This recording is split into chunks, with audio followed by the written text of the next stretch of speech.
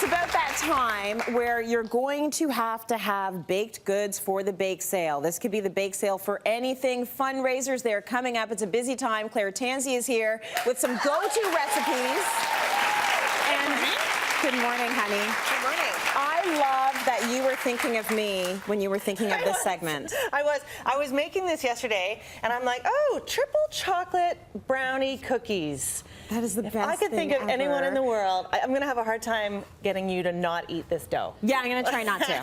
I might try not to. But this is a great thing, and it makes sense to have these go-to recipes because you're going to be in a situation with Thomas where he's going to tell you the night before. So we've got to have 36 muffins for the class tomorrow. And they have to be nut-free. And they need to be nut-free. Obviously. Yes. So, so I mean, we're in it now, right? Have you been asked to contribute to a fundraiser or a bake sale yet? Always, and It's I go coming. straight to Loblaws. Well, that's a good option.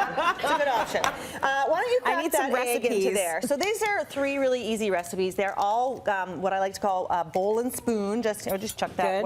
Throw that over your shoulder. Ah. Just so you don't need your mixer. You know, you don't need anything fancy here. Okay. This is butter and brown sugar and just 1 egg. Oh, I'll eat this. I'm good. I know, right? This is what I call a breakfast omelet. These are triple chocolate brownie cookies. So there's chocolate, which is going to be the cocoa that's going to go in with the flour, and then there are these 2 types of chocolate. Let me try them for you to just make sure they're all right. But these are otherwise really, really simple type of cookie, and they turn out really soft and fudgy, and they're so good. Which makes them brownie-ish. Yeah, are you okay with those? I'm good with both. Okay, fantastic. Yeah, so you can go ahead and use both. Okay, this is just a simple mixture of flour, a bit of baking soda, and salt. Okay. And so that is the unsweetened cocoa powder that you think you want to eat it, but don't eat it because it's really, really bitter. Yeah, it is. But it's it's what you need. It's going to work for your baking. And that is going to bring this really, really nice kind of bitter sweet chocolate element here. We're going to balance it out with lots of sugar and stuff too. Right. Okay. But this that is sounds the first level of chocolate is going in there. Sometimes this cocoa has lumps in it, so I always like to just give it a nice little stir here. Yeah. Because much as we like lumps of chocolate and chocolate chips, we don't really. Tracy, we don't want them to be okay. I was interested in the chocolate portion. I wasn't really paying attention to my job. Now, the thing for this, if you want to make it in the bowl with the bowl and the wooden spoon, you got to have the butter at room temperature. It's got to be really soft, because otherwise your arm's going to fall off with. What is this thing you're called? Mixing. That's right. So do you just put the, I understand, I lose words all the time. You have a pretty Come on, Mom, let me do it myself. Okay, all right, do it yourself. Say yes to the mess. So what was I going to say? Do you just put your butter in the microwave? Is that what you do? Well, I try to leave it out overnight, and luckily it's been hot enough that it just happens. Yes. But you know what? We always have butter at room temperature now because Thomas insists on having, I'm so sorry, a butter sandwich for lunch. I'm so embarrassed. The child of a food lover and a chef has a butter sandwich in his lunchbox. Whatever they will eat, Claire, you give it to them. I put it on whole wheat bread, for heaven's sake. It's a butter sandwich? It's a butter sandwich. I love it.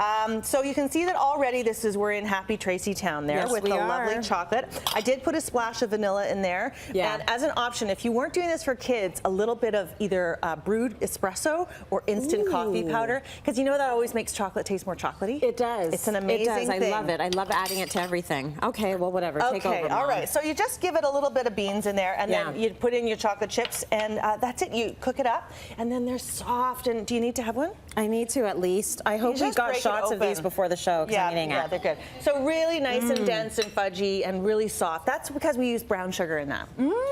So no nuts. Now, if you were doing it for another time, sure, sub out nuts. Put in some dried fruit. Whatever you want. Whatever you want. Really flexible. So you've got the basics of that, cityline.ca for that recipe. Always. I love that we're going to make date squares now. Yeah. People love date squares. People love date squares. Yeah. Now, see, look, they love date squares. They do. They're freaking out. And my mom made them all the time. Like, they were kind of a staple of my childhood. Church fairs, funerals. Everything. Everything. Wherever you went, there was a date square. Mom called them matrimonial cake. Okay. Anybody else? I put that up on Facebook, and someone in Saskatoon said, yeah, that's what they're called, matrimonial cake. So maybe it's like, I don't even know where that comes from. Let's just not even go there. Whatever, they taste good. So date squares, these are dates. Okay. And this is the package you want. This is a 375 gram package. Yeah.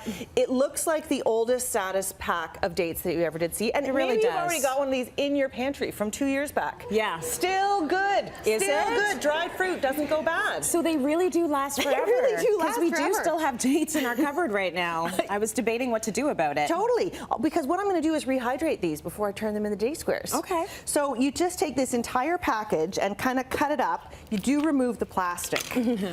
Plastic, typically not a delicious thing in a date square. But you cut them up and then you put them in a pot with a cup of water. Yeah. And you cook them for about 5 minutes and it looks like this. Okay. Still looking really attractive. I like to say that they're sort of like deviled eggs. They're kind of ugly, but everybody loves them. Right. Right? Okay, fair enough. Now, here is my secret to really good date squares. I'm going to put lemon zest and lemon juice in here. There is a lot of brown sugar going on in the topping. There's a lot of sugar in dates, and I find that the lemon juice and the lemon zest, I don't know, it just brings that balance back. It's really nice. So you stir that in, and then you just make the topping, and the topping and the bottoming is the exact same thing. That's my favorite part of it, actually. Stir, please, Some madame. people are big on the date part. I'm big on the crust. Yeah, and you know what? You could put anything in between those two layers. Who cares, and right? actually, you really could. You could use raisins, you use cranberries, you use prunes. And then I've got my little 8x8 pan here. A little bit of parchment paper. This way I'm going to be able to lift the entire square of date squares out so that I can cut it into nice, even pieces. Because if you're going to a bake sale, you want it to look nice. That's right. Am I right? Yeah. Well, it's all about the packaging. Brown sugar and flour and about 2 cups of oats. I like to use quick oats instead of the big ones. I just find that it makes a better texture. Yeah. And then this is butter. This is the cold butter. Yeah. In pieces, and then you mush it up and you put it in between, and then you spread the date paste in between, and then you bake them, and I feel like we might be here forever. I'm just gonna need another 30 minutes for this. Is that okay? Take off your rings, wash your hands, and get in there with your fingers. Okay. That's the fun part. Kids can help with this too. They love that stuff. They love the messy stuff. Now, I would charge $4 for one of those. 4? 7? Why not? 25? You're raising money for a good reason, right? Yeah. Yes, you absolutely can.